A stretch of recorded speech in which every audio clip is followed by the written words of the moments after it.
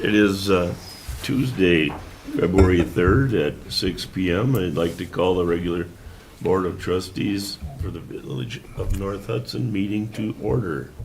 And we have our slide in. So on location, Father, we ask for wisdom, guidance, and discernment in the decisions that we make that affect our village and its residents. We also ask you to watch over our police and all who serve. Thank you, and roll call. Trustee Keller. Here. Trustee McGurran. Here. Trustee Nelson. Here. Trustee Pike. Here. Trustee Porter. Here. President Wecken. Here. Item 2, review and approve minutes from regular board meeting of January 6th, 2026. Move to approve. Thank you, Brian. Is there a second? A second. Thanks, John. You're welcome. Any amendments, corrections, or additions? Hearing none. All in favor of the minutes as presented, signify by saying aye. Aye. Opposed? Thank you.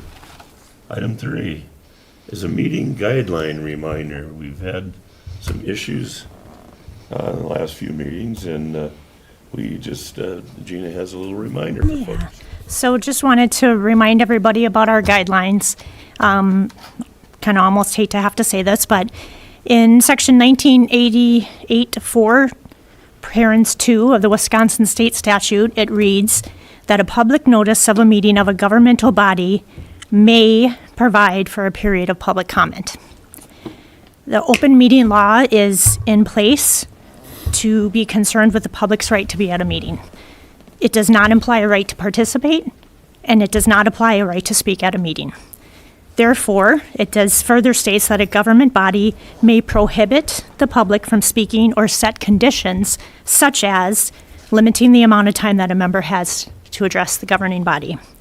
This is done intentionally. The statute is intentional for meetings to be ran effectively and efficiently. It is different than a public hearing, which is designed to allow the public to have input on a given matter.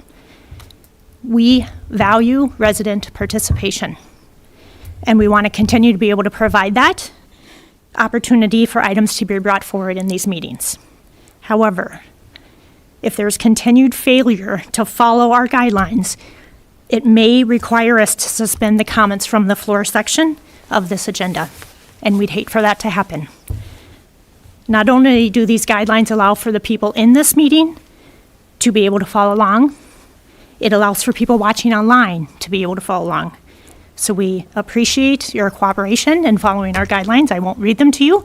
There's copies on the table, as there have been for the last several months, but we just wanted to remind everybody of that. So thank you. Thank you.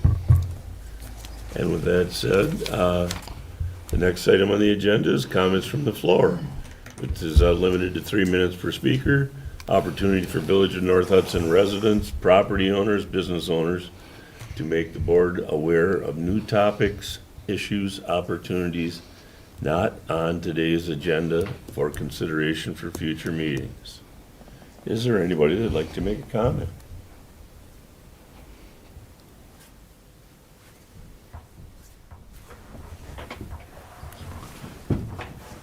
Amy Noonan, resident, 323 7th Street North. I would like to ask the board to discuss that very rule that was just discussed and is not on the agenda. I don't believe I'm breaking the rule.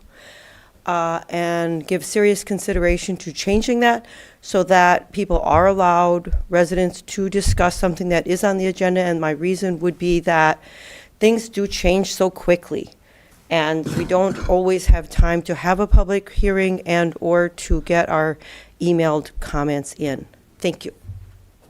Thank you. Anyone else?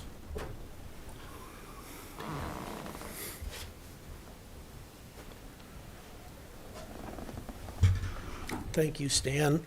I'm Dan Schmidt. I live at 756 Summit Lane North in the village of North Hudson. Thank you again, all of you, for serving as village trustees. I appreciate your work very much. I don't believe I've already said this, and if I have, I apologize for not remembering. But last summer, growing season, we had the village supported having a community garden, and I gave some help with that, not physically, but just trying to help get it off the ground. And I was able to have my own little garden spot, and I just wanted to let you know how much I appreciated the village putting some effort in doing that, and the extra work and stuff that it entailed for not just the crew to put things together and stuff like that, but the organization and things that happened with the administrator's office and things. So I'm sure over time it'll be more successful, you know, with people participating in things. We each did our thing to, you know, shelter our gardens and stuff from the four-legged creatures of the world that come and go around us. So I think for the most part that was reasonably successful. So I just wanted to say thank you, and I appreciate the ingenuity and things that the village staff put together as far as having the water available and, you know, just everything that it took. So I don't want to take too much time, but I just wanted to put that out there for, I guess, the rest of the community as well, so you guys know that it is appreciated. And then also I just encourage other folks, if they want to get into it, to get their hands dirty and things. It's maybe another opportunity. So again, thank you. Thanks, Dan. Thank you.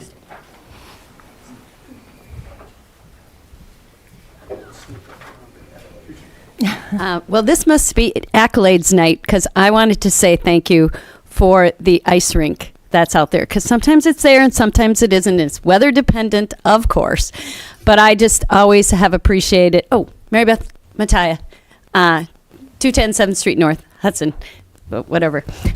So I just want to say thank you, because I have used that before, and I know it's set up for the hockey rink, but I hope that doesn't mean that no one else can touch it. So we've even come at midnight at times. After church, like midnight mass, we came one time and it was magical. So thank you for having it there. Thank you. Thank you. Anyone else? Hearing none.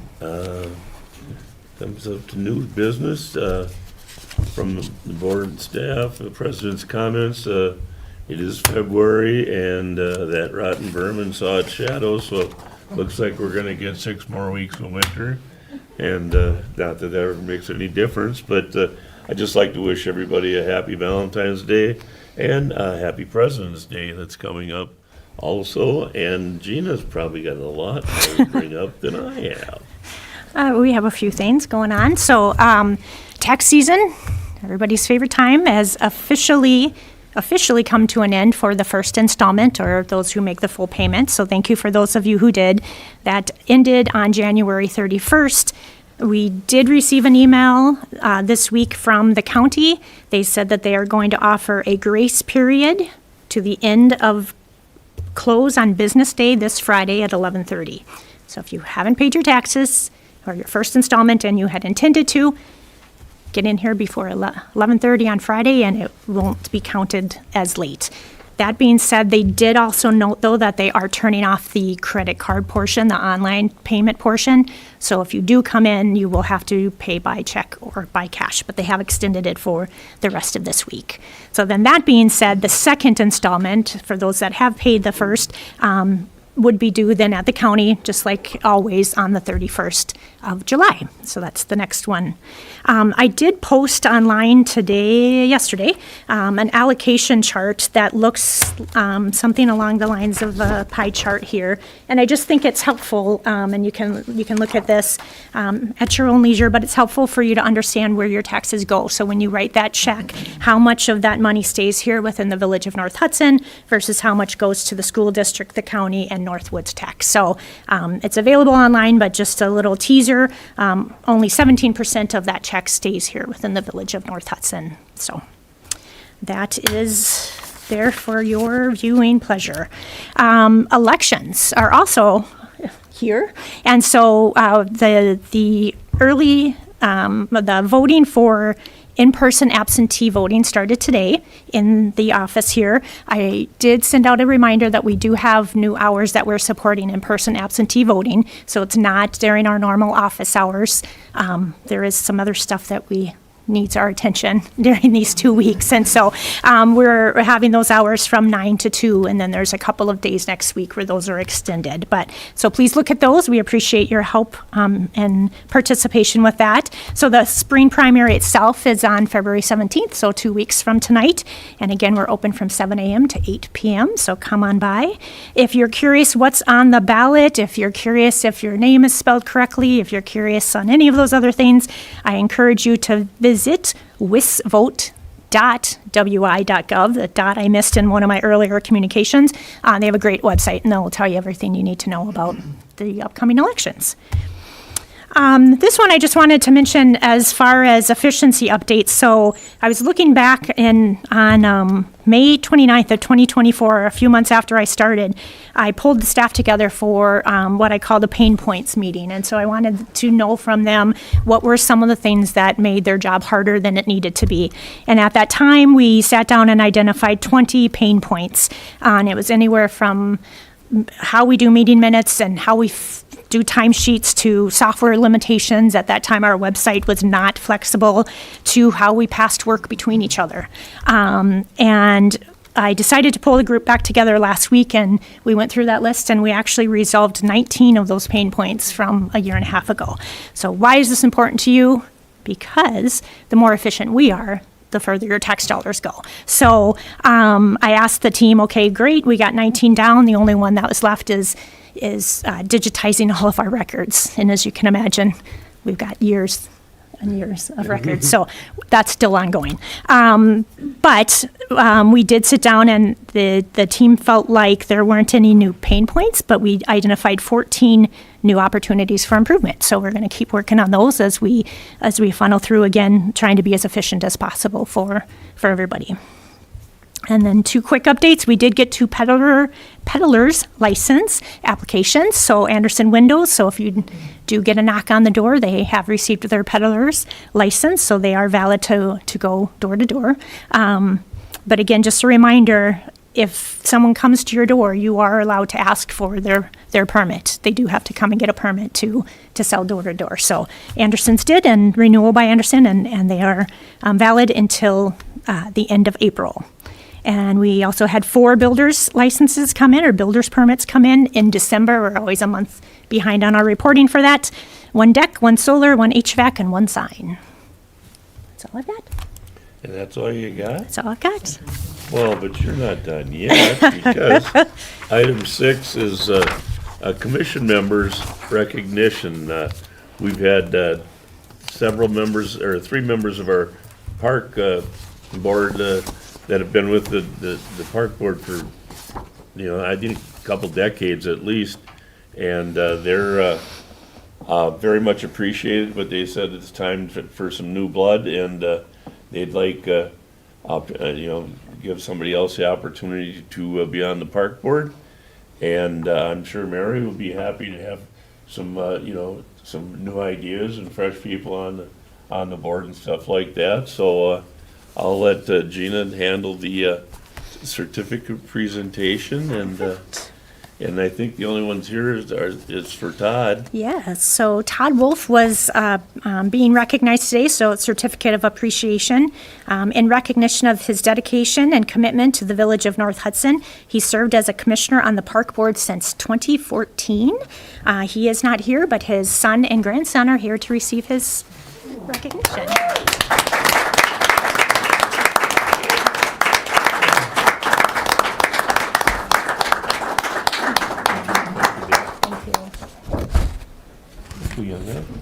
Thank you. Will you do me a favor and give that to your grandpa? Thank you. Thank you.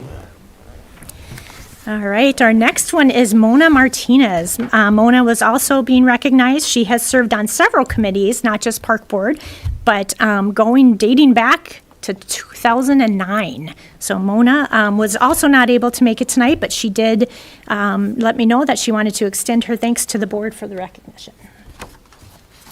Then lastly, Michelle Ortner, a name many of us know. Again, several committees throughout the years. Michelle has actually been active with the Village of North Hudson on committees since 2002. So quite incredible. She did send a note as well. She said it's been an honor, and she is so grateful to have served on the park board, and she truly thanks you all. Being a part of many ideas, decisions, and working with everyone, and the growth we've seen over the years has been wonderful. She'll miss us all, but new members and ideas keep our village thriving too. I wish you all the utmost best. It takes a village. Thanks again. So thank you, Michelle.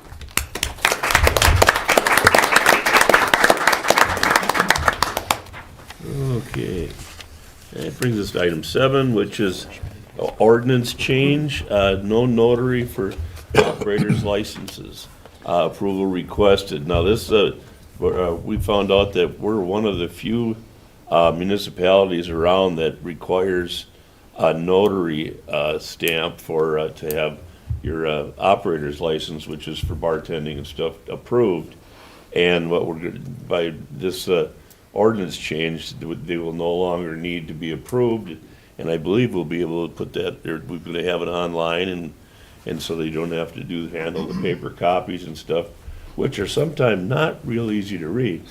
And but we're that's what this is about, and Gina will fill in the rest of it. Do you want to motion it?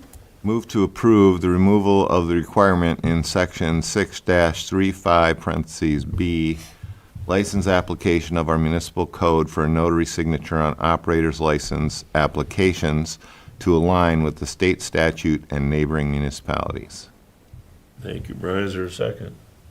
I'll second. Thanks, John. Any comments or questions? Yeah, so as Stan had said, this was one of our process improvements. It's how do we make this simpler, not only on the staff, but truly on the people that are applying. We don't have the best hours for somebody who works full-time and then has to go bartend at night. So as we were looking at the idea of moving this online, like we have some of our other applications, we kept bumping into this notary requirement. And finally, we started saying, why do we have a notary requirement? And we looked it up and found that not only is it not a state requirement, but the state themselves do not allow a notary for their state bartender's license. So we are going to follow suit, and we're recommending that they do not have to, when they bring in their application, they do not have to have their application notarized in order to apply. We'll still do the background checks just like we do today. That process, none of that will change. It's just the notary at the front end of the application process.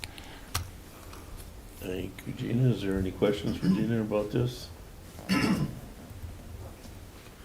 Hearing none, we don't need a roll call on this. All in favor of changing the ordinance change for no notary operators, for operators license, signify by saying aye. Aye. Opposed? Thank you. Okay, item 8.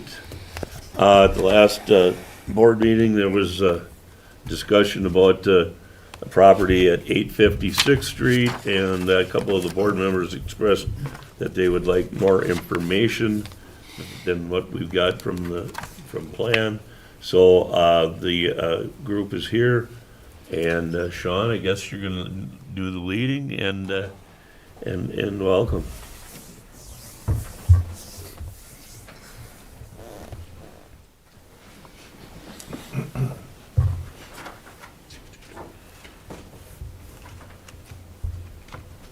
All right. Well, good evening. I'd like to start off by thanking the board and staff for allowing us to give this short presentation on what the owners envision for the property located at Station Lane and Highway 35. So what is being proposed is a rezone. Currently, it's a C3, which is like a general commercial. We'd be looking to change that to an R3, which would be allowing for a multifamily development. The site right now is about 2.5 acres. It's vacant. You end up having trees that end up being basically around the perimeter of it. The development to the north ends up having single family, to the west also. We do end up having an R3 zoning with the fourplexes that end up being to the south of this. And then we also end up having C3 on the east side across Highway 35. There's a 50-foot drainage easement to kind of just go through this. There's a 50-foot drainage easement along that southern property line. So that takes runoff from areas in the village and also from Highway 35.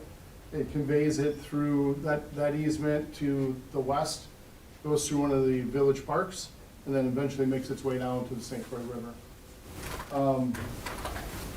This proposal is looking at about a 48 unit, not any more apartment building. So we end up having parking that's placed out front, somewhat of an L-shaped building. Access would come off of Station Lane. We have site amenities that we'd be looking at on the west side of this. We have a stormwater facility that we would need to end up installing that would end up taking care of runoff and controlling peak rates to make sure that we're not flooding any downstream properties.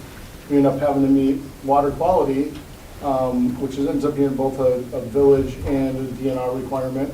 And then we have an infiltration requirement. So we end up having a stormwater facility that's located to basically the southwest of the discharge within that 50-foot drainage easement.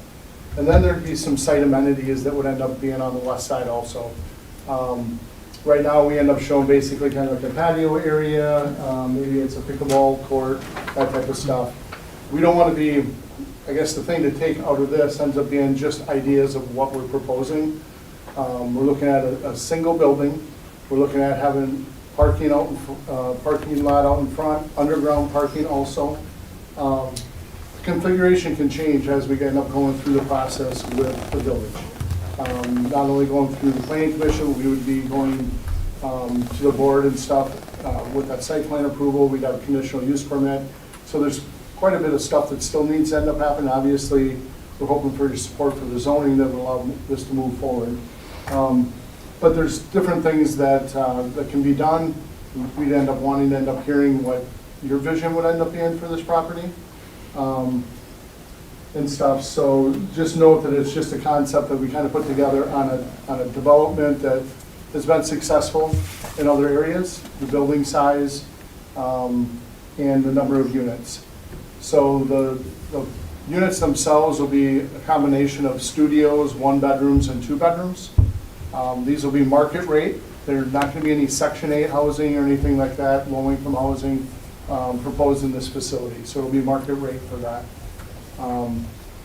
And we do end up having some building elevations that I just want to end up kind of showing what's, at least with this type of building, what they would end up potentially looking from both north, south, east, and west. So, so basically view 1 is looking south to north.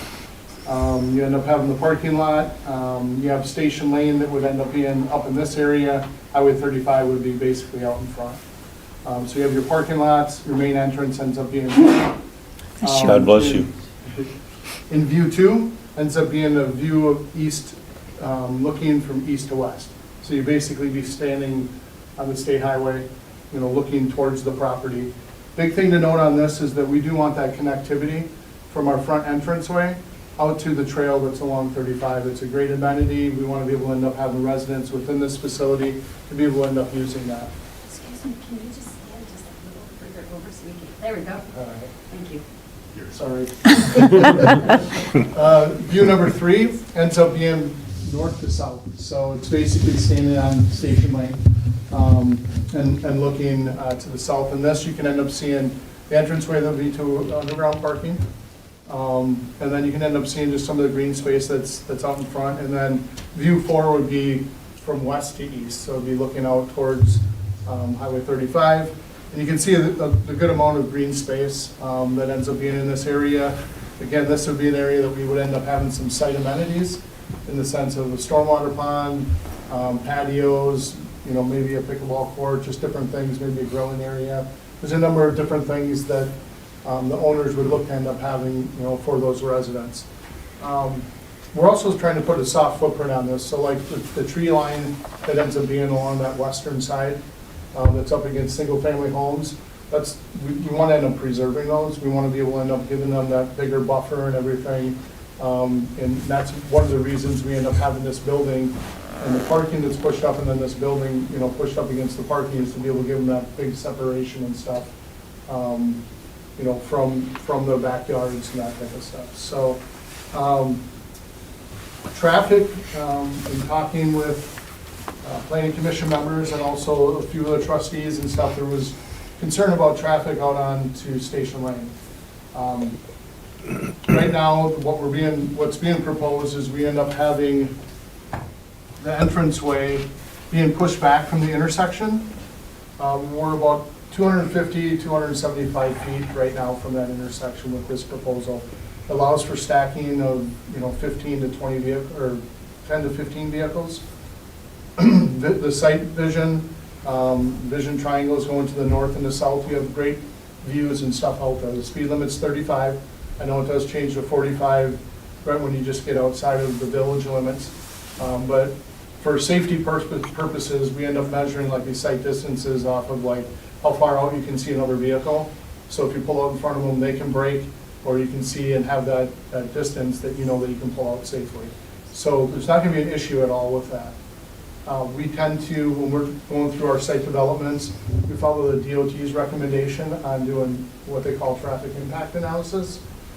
Basically what it does is it ends up taking a proposal like this and would say, okay, how much is this going to end up impacting the nearest intersection, the one that's going to be basically used. And let's face it, people living here, you're going to have 95% or 97% of them going out to the highway at that intersection. The way that they end up doing it is they base it on the number of trips per day, and then they end up basing it on like that peak rate or the peak times and how many new cars and stuff are going out during that time. That's usually, from 6 to 9 in the morning, and then again in the afternoon and stuff when people are coming home from work or people from school and that type of stuff. This development would not have the amount of traffic that would necessitate having to do that traffic impact analysis. It's certainly something that the owners would look at, but there's a decent cost that goes along with that. I think we got two proposals, they're in $7,500, $8,000. So if we were to do something like that, we'd want to end up knowing that this is something that we'd end up having support for before they shell out another $7,000 or $8,000 for this project. There's real costs that have gone into this already. We've had an architect and we've had some renderings that were done in those elevation views that you ended up seeing. We ended up having a survey that was done on the site, topographic survey to see where the runoff ends up going, just to see the existing site amenities, tree lines, that type of stuff, and then conceptual that we put together for engineering wise and our time. So there's been a decent amount of money that's been spent up front, and continue to end up spending it. We just like to end up having a vision of what the village wants to end up seeing there before a lot more money is put forward on that. And with that, I will end up answering any questions that you may have. How many units was it again? We're looking at 48. So on 48 units, how many people do you expect will be in each unit? Well, it depends. Right now, we don't have the total numbers of what we're going to do for studios, 1-bedroom and 2-bedroom. We just know that we want to have a combination of those. We did end up having a building plan of this, and it had a number of studio and 1-bedrooms. So your studios, you're typically just going to end up having one person, or 1-bedroom, you could end up having 2 people. 2-bedroom, you have 2 to 3 people. It'd be maybe a young family. And stuff. We certainly don't want to, we're not trying to cater to any type of certain age group or anything like that. We're looking for, well, it could be young professionals, it could be retirees, it could be a young family, and stuff that would be in here and stuff too. So that's why we just want to be able to have that combination of different units. And there has been, a market study that's been done in this area. That the owners ended up going through, and there is a need and stuff in this general area. It does end up covering basically Hudson, North Hudson, in the general area. So it's something that they're excited about, and we end up hoping that we have your support. What's your vision of how many vehicles would be there? Because if you're looking at, hypothetically, you say you do have 48 units, say that you have 4 people in each one, you got 192 people. Say there's two cars per family, you're looking at 96 vehicles that are going to be in that area. So your code does read 2 stalls per unit. We would be looking at potentially, depending on in coming back and going through a site plan process, if we end up having a number of studios, we'd certainly like to lessen that amount. We have the area that we can provide. If that's all of a sudden something that comes back and says, okay, you need to end up having a 2-for-1.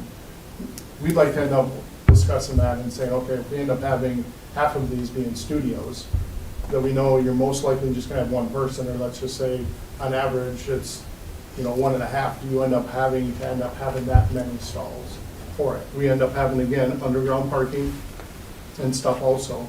And it is trying to end up lessening the amount of impervious areas, trying to end up putting a smaller footprint. And you have a lot of communities that are relooking at those parking counts of like, really, what do you end up needing? Do you need really 2 parking stalls for a studio where it's gonna end up being probably 75% of the time one person in that? But again, we do have the area that if we end up going through that process and we get the rezone and we're back in front of a site plan and that type of stuff, and it ends up being something that the village is stuck on, we have the area. I'm not worried about the parking spots. I'm worried about 96 additional vehicles that are going to be in one of the most busiest intersections that we have. That's what I'm worried about the most. And the fact that you still don't have enough area to have those come out, especially if you're talking about young families or, what you're seeing for demographic that you're looking at. These people are going to be traveling at 6 and 9 o'clock in the morning and then coming back at 4, whatever time. It's still in one of the busiest areas. That's the one concern I have of that area. So the traffic impact analysis would certainly end up going through, and basically what they do, that they'd end up going out and they count the traffic.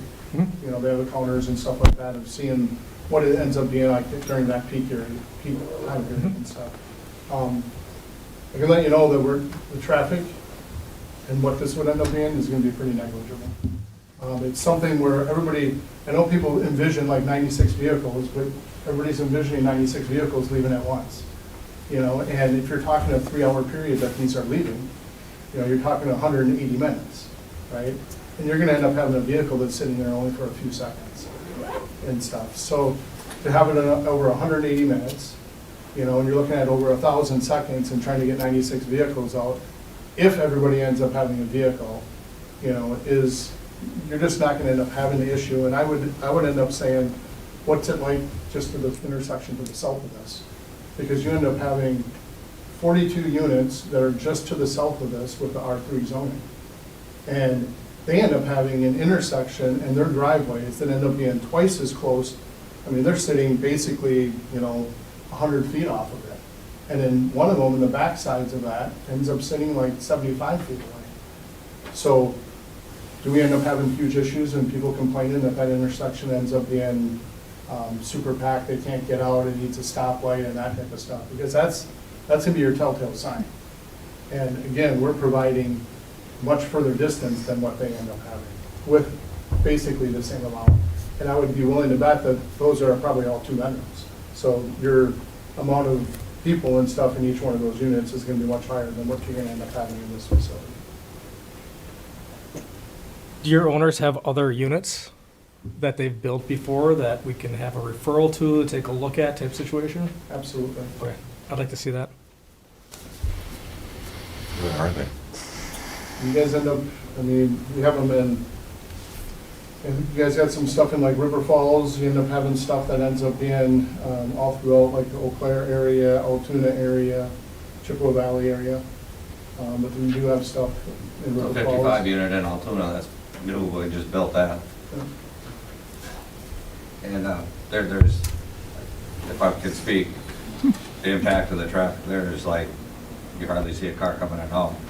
It's hard to believe, but, that's got the underground parking and Sean, you did that same work. And very low impact. And I did hear you guys say that it was not going to be Section 8 and it's not going to be low income. Nope. Market value. Yeah.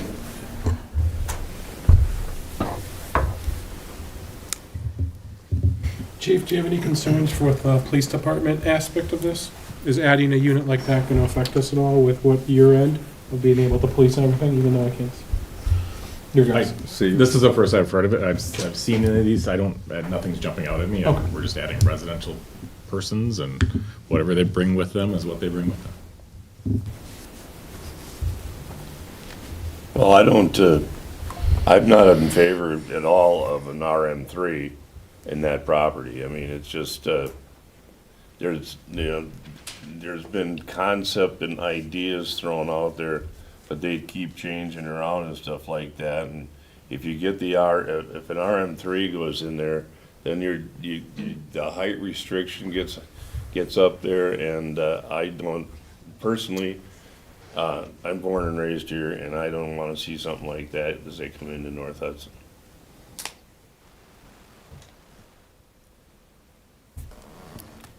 We want to talk about the what would be the alternatives then? So if this is a vision statement, so if it was left commercial. So I'll just say, I know that there's concerns about something being built here. This property was for sale for how long? It was available for 10 years. The sale sign was out there when I started 2.5 years ago, so it should be no surprise that something was going to be built here. So now the question is what is it that we want to have built there? So if we go the commercial route, traffic will still be an issue. There's going to be traffic if there's a commercial route in there. RM1, RM2, is that? I could live with RM1. Could you go back and show the height of the building and the stories? And then, I mean, I know that there was a lot of information last year put out by, and I'm not going to think of the planning organization for our area, Western Wisconsin, that there's a very severe lack of rental housing in our area. And so there is a reason to consider rental housing a positive for our community and for the workforce and for young families and for single people and for older people who want to move out of their homes. There aren't a lot of options.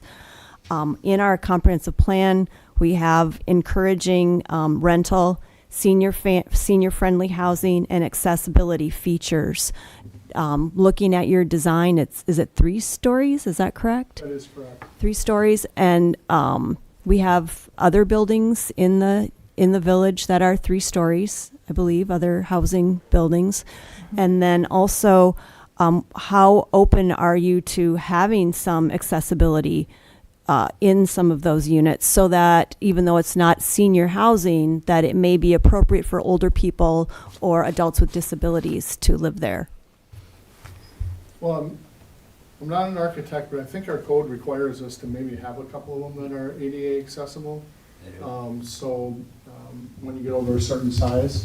So your first floor and stuff obviously would be where those would be located, and we'd end up having a number of ADA stalls and stuff that would be out front based on the amount of parking that we have, in addition to having ADA stalls in the underground parking. So There's something really positive about having a place where single young adults, where older adults, where people that don't want to live in a house or can't afford a house have an option to live. So I think that's great, and market rate rent is high.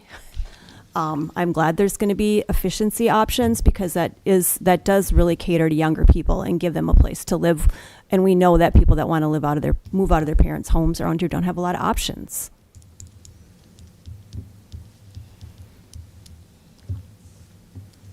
Anybody else got any questions for Sean? Have your questions been answered that you asked about last meeting? I'm hearing crickets, so thanks, Sean. And is there going to be further discussion of what people, and I'm sorry if I'm speaking out of turn, but is there going to be further discussion of what the Yes, please. trustees end up wanting? So we know, obviously, we're going to be coming back next month for a rezone vote, but we'd like to end up hearing, if possible, what people's envision from each trustee ends up being of this area. I think that the highest concern from the community is the traffic issue. Traffic and noise. And I live where I have to go to that intersection every day. So certainly I understand there is a good amount of traffic. I never have to wait that long to get onto the highway right now. I don't know that, it depends how many more cars, what kind of impact that's going to be. And we may need to look at a traffic light or something at that spot, because there is already a lot of people up on the hill, a lot of people. the very, very many cars coming down the hill to that 235. And there's more land up there that may be developed, so there may be more people coming down the hill. So if there's people coming down the hill, that shouldn't be any more of a problem than people starting at the bottom of the hill. Like,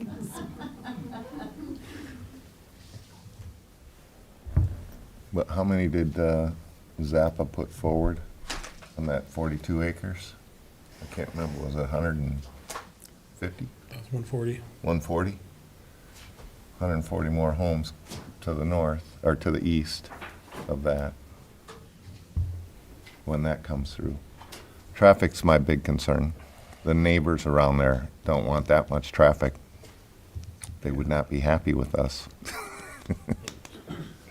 The question is, how do you get around that? So it's good for the village to have something there, not have that property vacant. I agree. So then we have to deal with traffic, whether it's commercial, R1, R2, or R3. So what's the best use of that land Well, is I- the question. Is 48 units like Yeah, I like, what you're idealing for? Or would you go lower? I like housing. Correct. You know, the building, if we end up getting our zoning, I can end up letting you know there's going to be probably a lot of input, not only from yourself and the planning commission, but also from the owners themselves. So if it ends up meaning, you know, that we end up having maybe a differing number, that's certainly something that we can end up discussing, you know, at that time. Yeah. strategy-wise, we need to make some decisions about that intersection anyway, just for the reasons with the potential for another development up at the top of the hill. Like this traffic issue isn't going to go away, and it's not going to be solved if we don't approve this. We need to figure that out because there's going to be a lot more cars going down there if the other development is done. So I don't know if that's something we turn to our engineer for some suggestions, but we as a village need to think about some plans for that. Just please have in consideration that by doing a commercial application for that site, before it was mentioned, grocery store. I mean, one grocery store to survive in today's market, you need about 1,000 people to shop, or 500. So the traffic definitely, it's gonna be there either way. I assume, because it's gonna be hard then, if you go commercial, to put restriction, what kind of commercial you're gonna do there, because, I mean, obviously, if you have a tenant that's gonna be high traffic, I mean, you're not gonna say no to that. I mean, at some point, the site will be devils, So I please take that into consideration, that in the commercial application, you might have higher traffic than with 48 units or maybe even less units, the city requires that.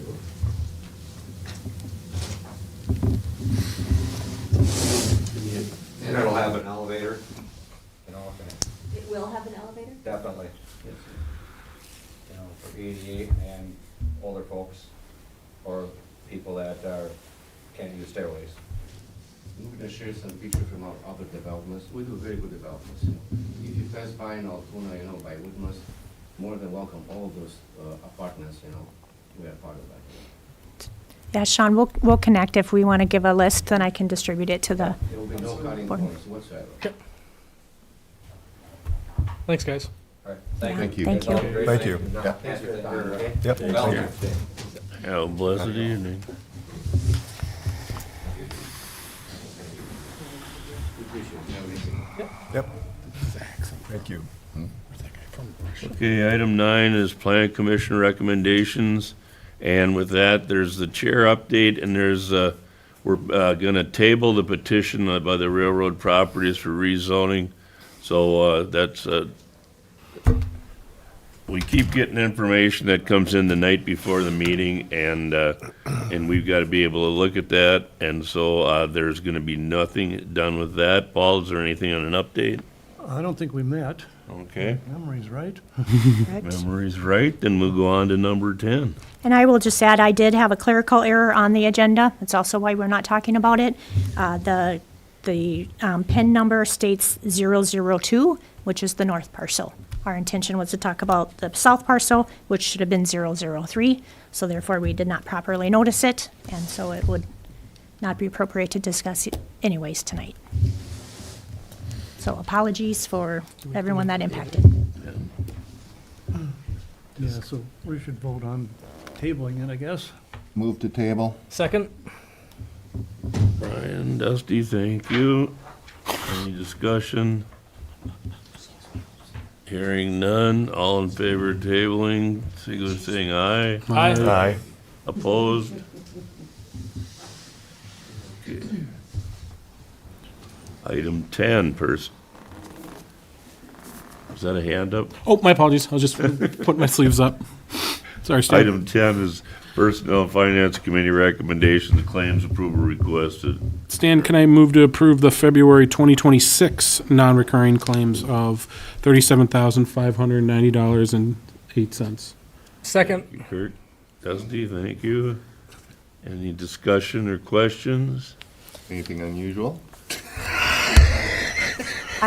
We'll talk about a couple of the higher claims from this month. The first one was for the flock cameras. That's the yearly subscription for those cameras of $7,500, and then $79.50 to Tri-State Bobcat for the new snow pusher that was approved as part of the 2026 planning, capital purchases. The guys have been using it, and it's working fantastic, so. Yes, it is. Okay, So, any other discussion on claims? Hearing none, Mary? Yes. Dusty? Yes. Yes? Yes. John? Yes. Yes. Thank you.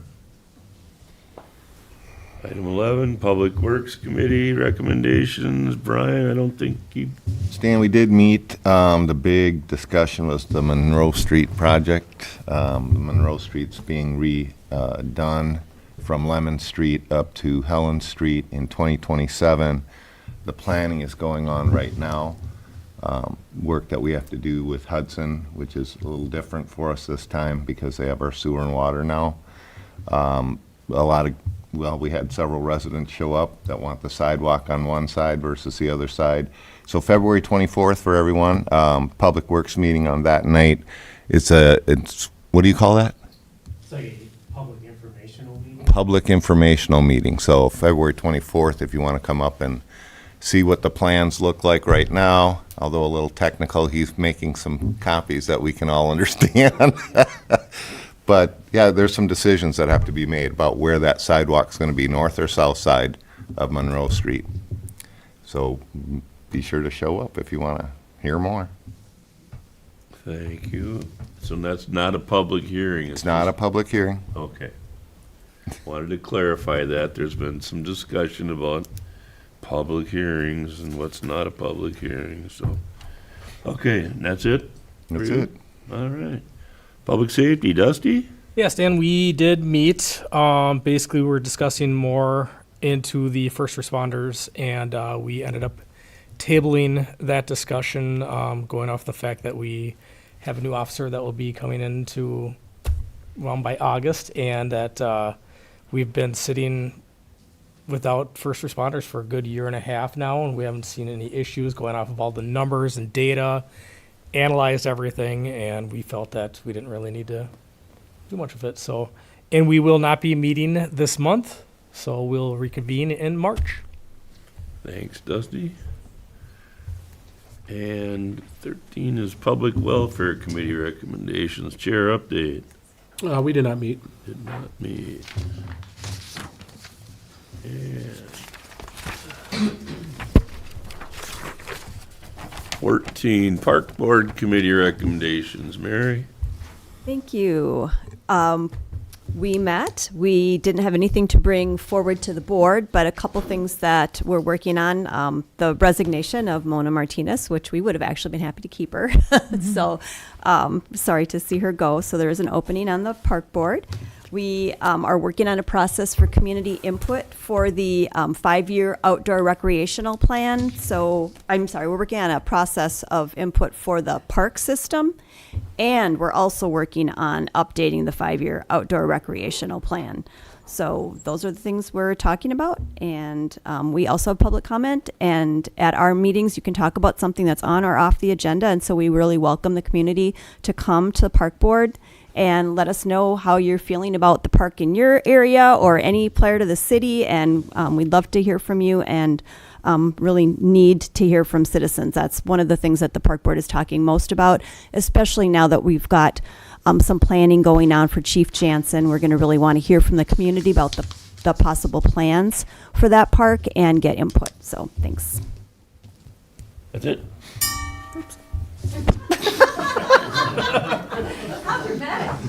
You know what that bell means? Time to go. That means we are adjourned at 6:50. That was a great timing.